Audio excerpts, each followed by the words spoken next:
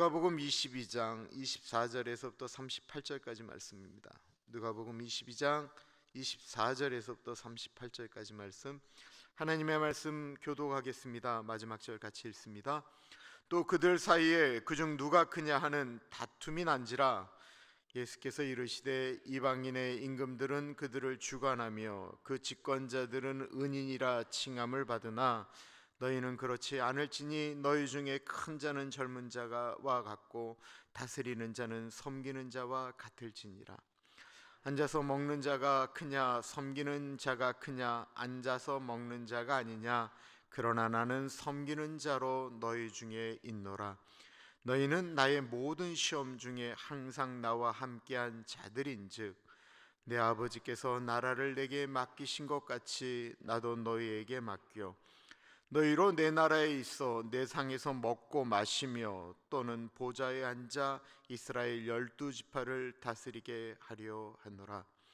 시몬아 시몬아, 보라, 사탄이 너희를 밀가부르 하려고 요구하였으나 그러나 내가 너를 위하여 내 믿음이 떨어지지 않기를 기도하였노니 너는 돌이킨 후에 내 형제를 굳게 하라. 그가 말하여 내 주여, 내가 주와 함께 오게도 죽는 데에도 가기를 각오하였나이다. 이르시되 베드로야, 내가 네게 말하노니 오늘 닭 울기 전에 내가 3번 나를 모른다고 부인하리라 하시니라. 그들에게 이르시되 내가 너희를 전대와 배낭과 신발도 없이 보내었을 때에 부족한 것이 있더냐. 이르되 없었나이다. 이르시되 이제는 전대에 있는 자는 가질 것이요 배낭도 그리하고 검없는 자는 겉옷을 팔아 살지어다. 내가 너에게 말하노니 기록된 바 그는 불법의 동류로 여김을 받았다 한 말이 내게 이루어져야 하리니 내게 관한 일이 이루어져 감이니라. 그들이 여짜오되 주여 보소서 여기 검 둘이 있나이다. 대답하시되 족하다 하시니라. 아멘. 인간이 과연 선한가 악한가? 아니면 사람은 원래 선하지도 악하지도 않은데 후천적으로 교육에 의해서 악해지기도 하고 선해지기도 한다. 어떻게 생각하십니까? 어렸을 적부터 참 부모님 속 안 썩이고 착한 사람들이 있습니다. 그런 사람들을 보면서 사람은 과연 착하게 태어났는가라고 물으면 그렇다라고 사람들은 말할 수 있을 것입니다. 그러나 그렇게 법 없이 어릴 때부터 착하다라는 이야기를 듣는 사람들을 모아놓고 각기에게 묻는 거예요. 당신은 과연 착합니까? 라고 묻는다면 대부분의 사람들, 아니 모든 사람들은 이렇게 고백합니다. 아니요, 나는 악합니다.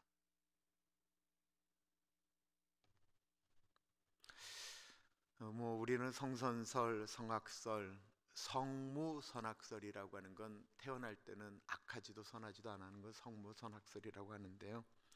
성경은 사람은 악하다라고 정의를 하고 있습니다. 그리고 사람이 후천적으로 선해질 수 있는가? 이것은 교육의 보통 문제라고 이야기를 하죠. 가르침에 의해서 사람은 선해지는 것이 아니고요. 가르침에 의해서 사람은 옳고 그름이 무엇인지를 알기 때문에 선한 쪽을 선택할 수 있다는 것입니다. 그렇다고 한다면 교육에 의해서 선한 것을 선택할 줄 안다고 한다면 우리들 말고요, 예수님에게 3년 반 동안 교육을 받았던 제자들은 어땠을까요? 하나님의 아들 예수님 밑에서 3년 반 동안 훈련받은 제자들, 그 보석과 같은 사람이 아닌 하나님이 직접 내려오셔서 하나님의 말씀을 날마다 들었던 제자들은 얼마나 선한 쪽으로 변하였을까요? 오늘 우리가 읽은 본문 말씀은 누가복음 22장, 엄밀한 의미에서 예수님께서 십자가 지시기 불과 얼마 전 시간적으로 보면 하루 전이지만 곧 이 말씀 후에 예수님은 붙잡히시기 얼마 전 겟세마네 동산에서 떨어지는 땀방울이 핏방울이 될 정도로 기도하시기 불과 얼마 전에 일어난 이야기입니다. 예수님이 3년 반 동안 가르쳤던 결과물을 내어놔야 될 제자들이 그 시간에 어땠을까요? 24절입니다. 또 그들 사이에 그중 누가 크냐 하는 다툼이 난지라. 제자들이 누가 더 큰 자리에 올라가야 되는가? 예수님이 왕이 되시면 누가 그 다음 서열인가? 지금 한국에서 일어나고 있는 이야기를 한참 할 때가 언제였냐? 예수님의 인기가 하늘을 찌를 것과 같았던 물고기 2마리와 보리떡 5개로 5,000명 먹이시고 12광줄이 남겼을 때인가? 묻는 병자들이 오고 중풍병자가 오고 안진뱅이 눈먼 자들이 다 예수님 앞에 오면 회복되어졌을 때 이렇게 싸웠는가? 아니었다라는 거예요. 이때는 예수님께서 이것을 받아 먹어라, 이것은 너희를 위한 나의 몸이다, 이것을 받아 마셔라, 이것은 너희를 위하여 흘리는 나의 피, 언약의 피다라고 얘기했던 최후의 만찬을 한 이후였습니다. 그리고 곧 겟세마네 동산으로 가시기 전이었습니다. 그때 제자들 사이에 다툼이 일어났다라는 것입니다. 24절은 또라는 말이 나오고 있습니다. 반복이었다라는 거예요. 이 싸움은 수도 없이 일어났다라는 거예요. 내일 지구에 종말이 온다고 해도 사람들은 누가 크냐 갖고 싸울 것이다라는 것입니다. 아니, 우리 대한민국 선거가 끝난 지가 언제가 됐는데 아직도 이재명, 윤석열로 싸우냐라는 거예요. 우리 교인들 수준 좀 제발 좀 그러지 않았으면 좋겠는데, 내가 찍지 않은 사람이 대통령이 되면 계속 미워해야 되느냐라는 것입니다. 그리고 대통령이 좀 됐으면 좀 품으면 안 되나요? 언제까지? 근데 이 싸움이 끝나지가 않을 것 같아요.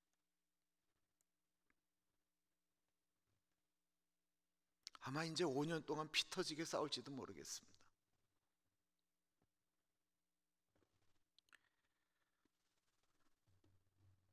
그러면 그럴수록 나라는 점점 더 갈라지는데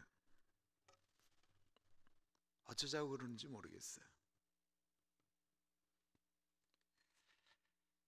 마음속에 있는 이야기들은 좀 감춰놨으면 좋겠는데, 개인적인 성향이잖아요. 개인적인 성향. 그 개인적인 성향인데 그걸 갖고 계속해서 사람을 나누면 어떡하자는 거예요.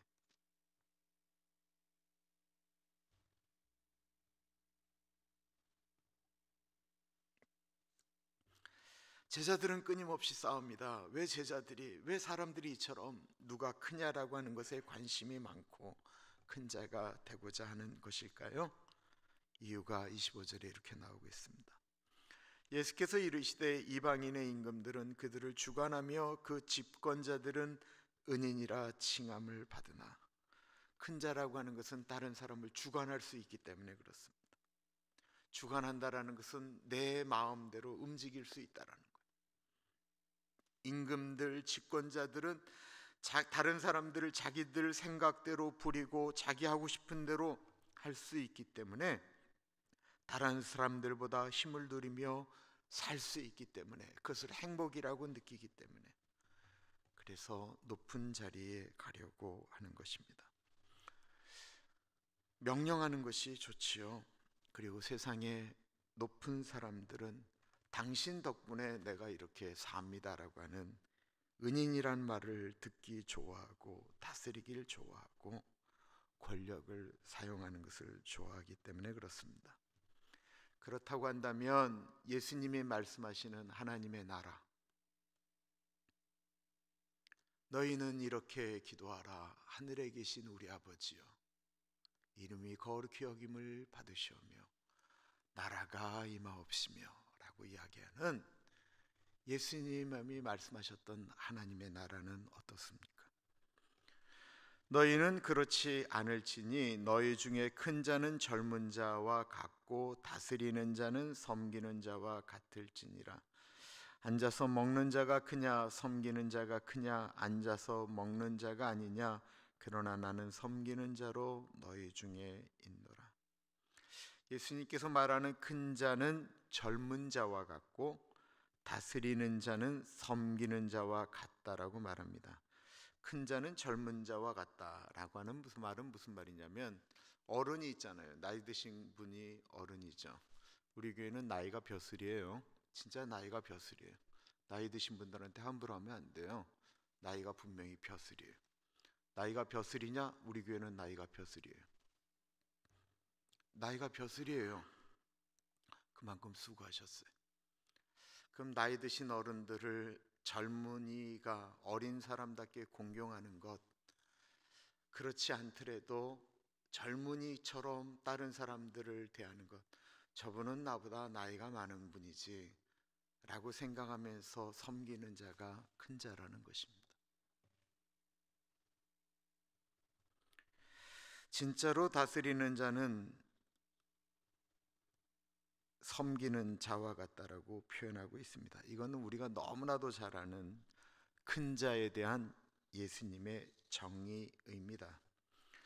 27절에 그 섬기는 자라고 이야기하는 것, 그 교회에서 직분이 두 개로 보통 이야기하잖아요. 하나는 장로님이고 하나는 집사님인데, 이 집사가 디콘이잖아요. 디콘. 이 디콘이라고 하는 말, 디아코네스라고 하는 말에서 나온 이 섬기는 자가 바로, 그래서 교회 집사는, 장로는 다스리는 자라고 얘기한다고 한다면, 다스린다라고 하는 게 여러분들을 군림하는 게 아니에요. 교회 행정적인 것을 결정하는 것이 당회라고 한다면, 집사들은 교회에서 봉사하고 섬기는 자가 정확한, 이게 교회의 정의입니다. 그래서 저희 교회 안수 집사님들이 이제 막 일들을 좀 하자라고 막 움직이는 건, 교회가 그런 쪽으로 가자라고 이야기하는 것을 의미하는 거예요.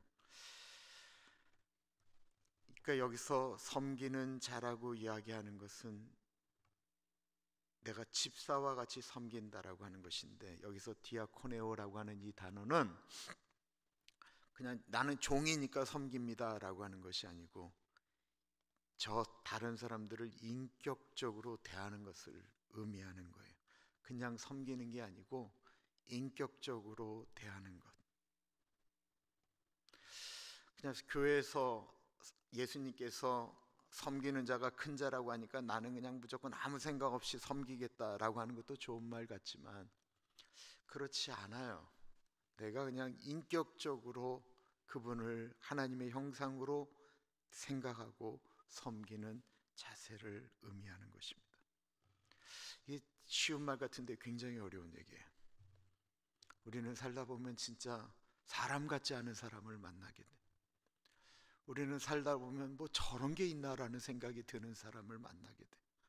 진짜 말을 섞고 싶지 않은, 얼굴을 대하고 싶지 않은 사람을 우리는 만나게 돼요. 아무리 노력을 해도 바뀌지 않는 사람을 보게 돼요. 제 친구 중에 어릴 때부터 같이 자랐어요. 같은 교회도 있었어요.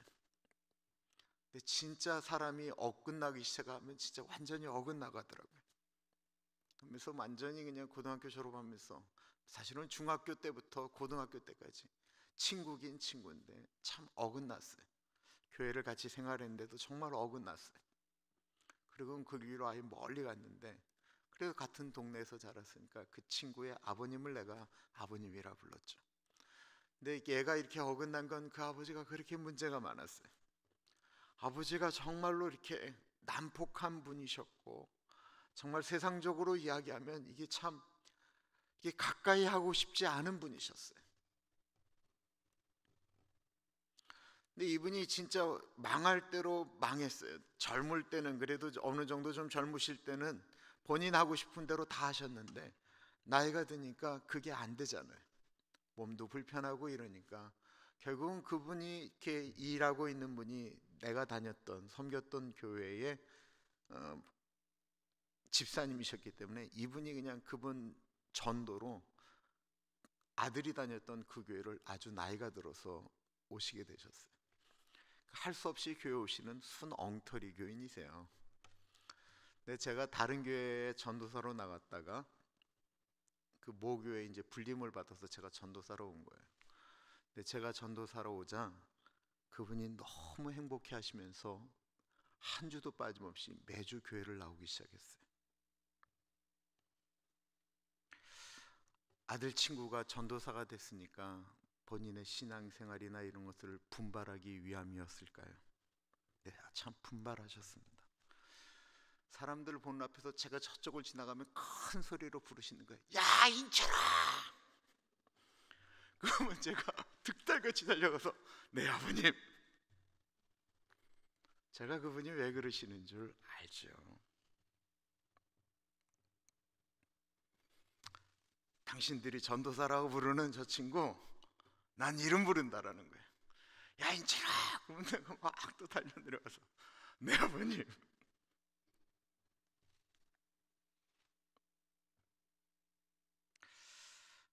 제가 주일날 갈 때 제일 무서웠던 건 담임 목사님이 아니었고요. 그 어른 뵙는 거였어요. 근데 그 어른이 제 이름을 부르면 다른 분들이 너무 불편해하는 걸 제가 느끼는 거예요. 섬김에 있어서도 인격적인 것이 필요하죠. 우리는 예수님께서 제자들의 발을 씻기셨던 그 세족식의 장면을 참 좋아하는데, 저는 한국식이라 그런지 몰라도 이렇게 발을 씻기는 세족식 같은 걸 하면 좀 불편해요. 저는 그게 좀 안 맞아요.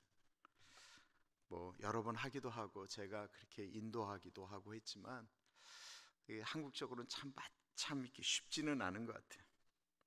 저는 그 중에 어떤 부분을 참 좋아하는가? 제가 좋아하는 부분은 좀 다른 부분입니다. 요한복음 13장 볼게요.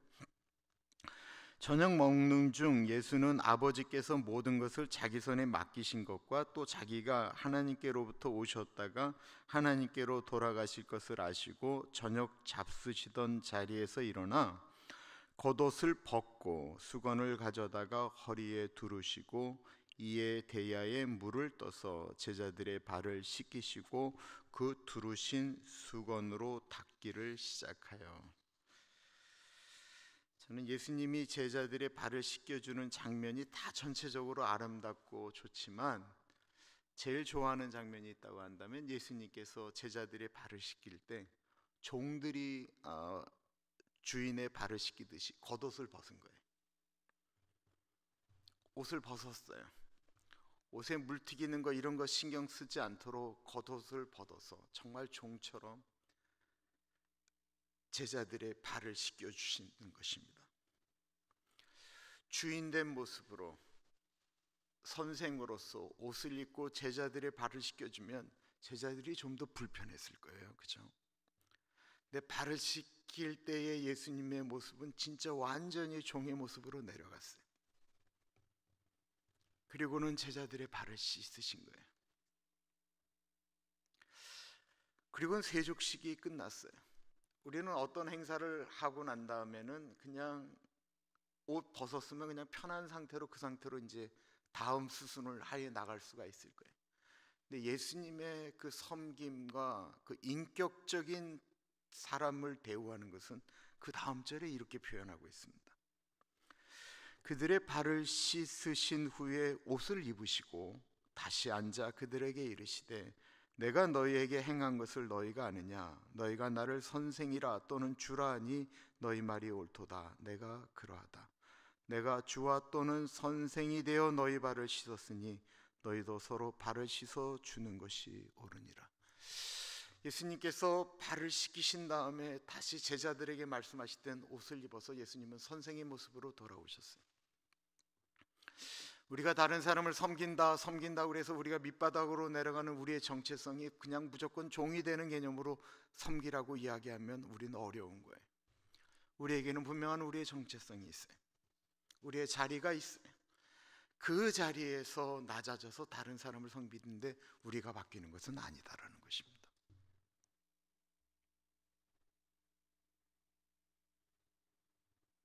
예수님 제자들에게 발을 씻기고 나서의 모든 모습이 섬김에 의해서 예의를 갖췄다라는 것입니다. 우리가 누군가에게 이렇게 섬긴다라고 하는 표현에 우리가 얼마나 생색내기를 좋아해요?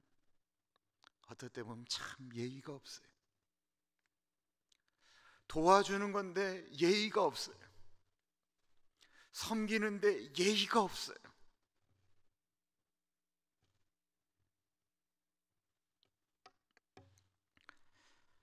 근데 주님께서 우리 그 가나안 교회 수준을 아시고는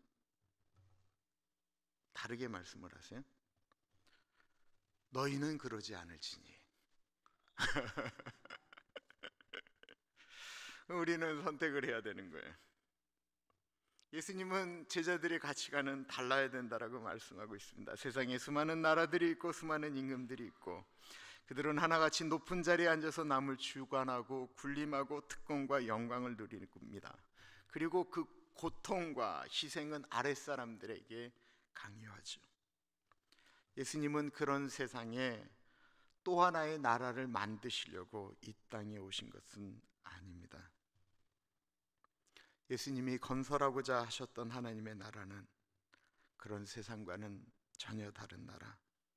그것은 그 나라에서, 그 현장 가운데, 그곳에서 작은 자를 섬기고 높은 사람이 낮은 자를 위해서 더 많이 고생하고 더 수고하고 더 헌신하는 나라입니다. 그래서 예수 믿는 사람들은 돈 벌어 남 주냐라는 말에 우리는 돈 벌어 남 주기 위해서 돈을 버는 거예요. 공부해서 남 주냐라고 하는 말에 우리는 열심히 공부해서 우리가 그래서 남에게 영향력을 미치는 자리에 가서 그들을 돕기 위해서 열심히 공부하는 것입니다. 예수님은 마가복음 10장 43절과 45절에 예수님이 오신 목적을 이렇게 말씀하고 있습니다. 너희 중에는 그렇지 않을지니 너희 중에 누구든지 크고자 하는 자는 너희를 섬기는 자가 되고 너희 중에 누구든지 으뜸이 되고자 하는 자는 모든 사람의 종이 되어야 하리라. 인자가 온 것은 섬김을 받으려 함이 아니라 도리어 섬기려 하고 자기 목숨을 많은 사람의 대속물로 주려 함이니라. 앞에 언급한 바와 같이 성경은 우리 인간이 악하다라고 이야기하고 있어요. 우리가 죄를 가지고 태어난 것을 가리켜 우리는 일반적으로 원죄라고 하죠. 원죄에 대해 불만이 많은데 그냥 입장 바꿔놓고 생각하시면 딱 돼요. 우리가 에덴 동산에 있고 아담과 하와는 없어요. 우리가 에덴 동산에 아담과 하와 같은 존재예요. 그리고 우리 앞에 선악과가 있어요. 그럼 우리가 그 선악과를 안 따먹겠는가? 물론 이건 우리의 선택임에 분명하지만 내가 백날을 생각해도 내가 선악과를 따먹을 가능성이 나한테는 100%예요. 왜냐하면 그거 따먹으면 하나님처럼 될 수 있다라고 하는 욕망이 우리 안에 있기 때문에,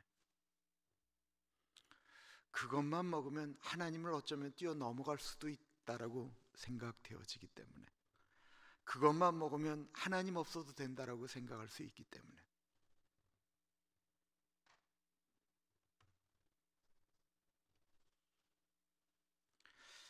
그런 세상 가운데 예수님이 우리에게 원하는 하나님의 나라는 우리가 선택하며 살아가야 되는데 그 선택이 결코 쉬운 길이 아니기 때문에 예수님의 제자로 살려면 우리는 날마다 십자가에 우리의 욕심을 못 박아야 된다라고 말씀하고 있는 것입니다. 그렇게 싸우는 제자들을 보면서 예수님은 이제 곧 그들에게 닥칠 일이 가슴이 아픕니다.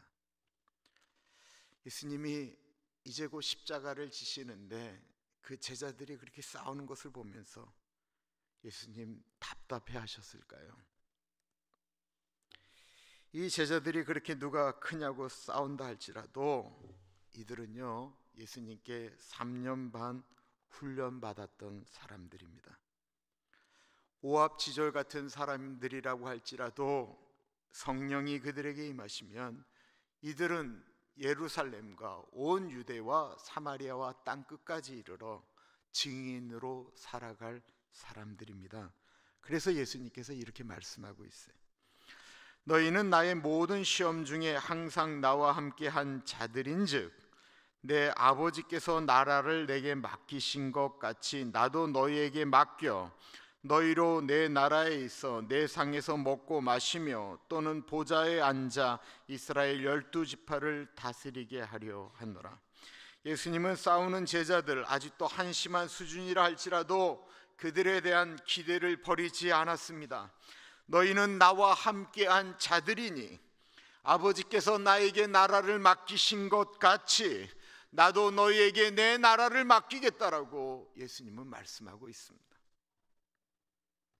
우리도 이런 시각으로 사람을 봐야 됩니다. 그 사람 교회 다녀도 전혀 바뀌지를 않는 것 같아요. 그런데 그거 우리가 얘기할 수 없는 거예요. 정말 저 사람 예수를 어떻게 몇십 년 믿었는데 어떻게 저 모양 저 꼴이냐라고 이야기할지 모르겠어요. 그런데 이 가나안 장로교회가 존재하는 이유는 우리가 왜 저런 사람이 안 바뀌나라고 이야기하는 그런 한 분 한 분이 헌신하기 때문에 교회가 존재하고 있는 것입니다. 진짜 아무것도 아닌 것 같아도 소중한 분들이 이름 없이 빛 없이 움직이고 있기 때문에 그런 거예요. 그래서 눈에 보이는 것으로 사람을 다 판단해서는 안 된다라는 것입니다. 나하고 다르다라고 그 사람 신앙이 형편없다라고 생각하는 것은 그건 오산이에요. 우리가 잘 아는 그 갈보리 교회를 만드신 척 스미스 목사님이 나이가 드신 다음에 이런 고백을 하셨어요. 내가 천국에 올라가면 내가 장로님들한테 내가 사과할 것입니다. 나이가 들어가니까 저 사람들 왜 저거밖에 안 되나 라고 생각했던 자신이 부끄러웠다라는 것입니다. 나이가 들면 들수록 우리는 우리 자신이 죄인이다라는 사실을 깨닫게 되면서 정말로 예수를 잘 믿게 되면요, 내 자신에게는 철저하게 되고 다른 사람에게는 관대해질 수밖에 없습니다. 왜? 내가 그 수준밖에 안 되는 것을 느끼기 때문에 그래요. 물론 예수님을 열심히 믿으면 선한 쪽을 선택하는 일들이 많아져요. 그리고 그것이 체질이 돼요. 익숙해지면 그게 체질이 되는 거죠. 그러나 체질이 되어진다라고 해서 내 안에 있는 악한 본성이 사라지는 것은 아니에요. 우리는 날마다 싸우면서 선한 쪽을 선택하는 것이지. 그리고 그 선한 쪽을 선택하는 것이 얼마나 어려운 일인지. 로마서에 보면 사도 바울이 오라 나는 공고한 사람이라고 이야기하잖아요. 사도 바울은 늘 이겼을 것 같아요. 그 싸움에서 이겼어요. 그러나 매일 이기는 그 싸움이 자기 자신에게 너무 충격적인 거예요. 내 안에 있는 두 마음이 싸우는 것이 그 다음날은 좀 안 했으면 좋겠는데 그 다음날도 싸우는 자기를 보면서 자기 자신이 그거밖에 안 된다는 사실에 충격을 받는 것입니다. 그날 밤 예수님이 가장 걱정했던 제자가 한 사람이 있어요. 누구였을까요? 의심 많은 도마였을까요? 아니면 성질이 아주 안 좋았던 야고보와 요한이었을까요? 그날 예수님의 마음에 가장 근심을 준 사람은 다름이 아닌 수제자 베드로였습니다. 그래서 엄하게 베드로에게 경고합니다. 시몬아 시몬아 보라, 사탄이 너희를 밀가부르듯 하려고 요구하였으나 그러나 내가 너를 위하여 내 믿음이 떨어지지 않기를 기도하였노니 너는 돌이킨 후에 내 형제를 굳게 하라. 밀가부르듯 하다라고 하는 것은 이렇게 농부가 키질을 하면서 죽정이를 이렇게 날려보낸다라는 뜻이에요. 사단이 그냥 훅 하고 날려버리는 것처럼 이렇게 막 키질을 지금 하고 있다라는 것입니다. 이리고 이 키질 가운데 제자 한 명 가룟 유다는 이미 훅 하고 날아갔어요. 나머지 11제자가 날아가지 않기 위해서 믿음의 중심을 잡아야 되는데 이를 위해서 예수님이 기도하셨다라는 것입니다. 저들의 믿음이 떨어지지 않도록, 사단의 시험에 넘어가지 않도록 예수님께서 기도하셨다라는 것입니다. 이게 예수님의 마음이에요. 그래서 우리도 그래야 합니다. 흔들리는 분들을 위해서 기도하고 넘어지는 분들을 위하여 기도해야 합니다. 나라를 위해서 기도해야 되고 위정자들을 위해서 기도해야 됩니다. 특히 여러분들은 목회자들을 위해서 꼭 기도해 주셔야 돼요. 왜냐하면 목회자가 한번 날아가게 되면 교회가 정말 그 데미지가 너무 크기 때문에 그렇습니다. 장로님들을 위해서 기도해 주셔야 돼요. 당회가 잘못 선택을 하게 되면 교회가 진짜 큰 어려움을 겪기 때문에 그렇습니다. 그래서 꼭 기도해 주셔야 되는 건 그 목회자를 위한다기보다는 교회라고 하는 공동체이기 때문에 그렇다라는 것입니다. 베드로는 예수님이 무슨 말을 하는지 전혀 감을 잡지 못하고 도리어 큰 소리를 칩니다. 그가 말하되 주여 내가 주와 함께 오게도 죽는 데에도 가기를 각오하였나이다. 이 말을 들으면 베드로는 정말 예수님의 충성스러운 수제자 같습니다. 그런데 예수님이 뭐라고 하셨나요? 이르시되 베드로야 내가 네게 말하노니 오늘 닭 울기 전에 내가 3번 나를 모른다라고 부인하리라 하시니라. 내가 그 사람을 사랑해서, 내가 공동체를 사랑해서, 교회를 사랑해서 우리는 어떤 말이라도 할 수는 있어요. 베드로가 했던 말은 진심이었고 자기가 예수님을 사랑하기 때문에 그런다라고 생각했을 거예요. 그런데 기도하지 않고 영적으로 무장하지 않은 상태로 하는 말은 아무 의미가 없어요. 그 말이 아무리 멋있고 비장한 말이라고 할지라도 신뢰할 수가 없는 말인 것입니다. 지금 베드로는 사단이 얼마만큼 강하게 자신을 공격하고 있는지 모르고 있습니다. 우리 자신이 얼마나 연약한 존재인지를 우리는 가끔 모른다라는 거예요. 결국 예수님의 예언대로 베드로는 그날 그 하루를 넘기지 못하고 예수님이 잡히시자 3번이나 예수님을 모른다라고 부인하고 말았습니다. 그것도 여자 계집종 앞에서 말입니다. 그래서 우리는 말만 하지 말고 꼭 기도해야 됩니다.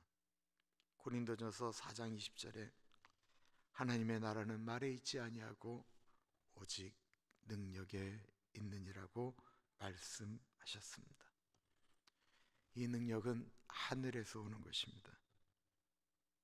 기도할 때 하나님께서 우리에게 마음을 주셔서 우리가 분별하는 거예요. 그래서 싸움에 이길 수 있는 것입니다.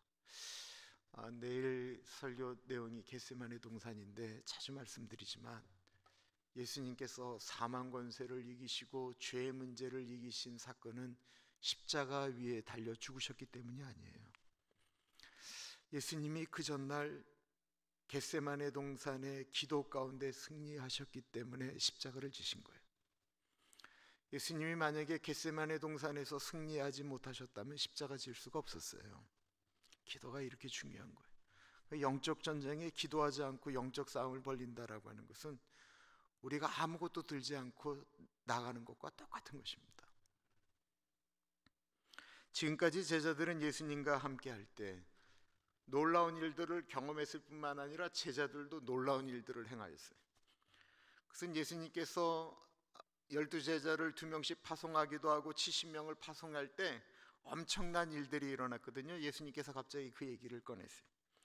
그들에게 이르시되 내가 너희를 전대와 배낭과 신발도 없이 보내었을 때에 부족한 것이 있더냐 이르되 없었나이다. 그때의 얘기를 예수님께서 꺼내시는 거예요. 예수님 믿고 달려가면 아무 걱정 없을 것이다 라고 하는 말을 반복하시는 것 같아요. 왜 부족하지 않았겠어요? 왜 두렵지 않았겠어요? 그럼에도 불구하고 그때는 예수님 명령대로 나아가면 그런 일들이 일어났다라는 것입니다. 마귀가 하늘 위에서 떨어지는 것도 보았고요, 귀신 들린 사람들이 자유함을 얻는 것도 보았고, 이들도 예수님의 이름으로 귀신을 쫓아내고 병자들을 회복시켰어요. 그런데 앞으로 어떻게 될 거냐에 대해서 예수님께서 다른 말씀을 하고 계세요. 36절 보세요. 이르시되 이제는 전대에 있는 자는 가질 것이요 배낭도 그리하고 검없는 자는 겉옷을 팔아 살지어다. 이제부터는 그렇게 되지 않을 수 있다라는 것입니다. 그럼 이때부터는 검을 차고 다니라는 것이고, 전대에 있는 자는 돈을 준비하는 거라고, 배낭을 준비하라고 말씀하는 것으로 말씀하고 있는 것이 아니에요. 예수님이 계실 때와는 다른 일들이 이제는 일어날 것이다라는 것입니다. 너희가 준비하지 않으면, 기도하지 않으면 금방 넘어질 수밖에 없는 존재이니 지금부터는 준비하라라는 것입니다. 다시 말씀드립니다. 우리는 선하지 않습니다. 그것 우리가 다 알고 있습니다. 그래서 우리가 우리의 선하지 않음을 알기 때문에 우리가 늘 주님 앞에 기도하면서 우리 자신을 잘 다스려야 돼요.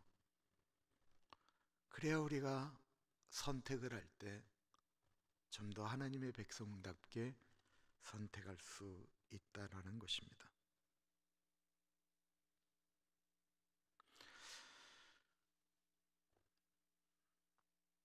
우리 기도하겠는데요.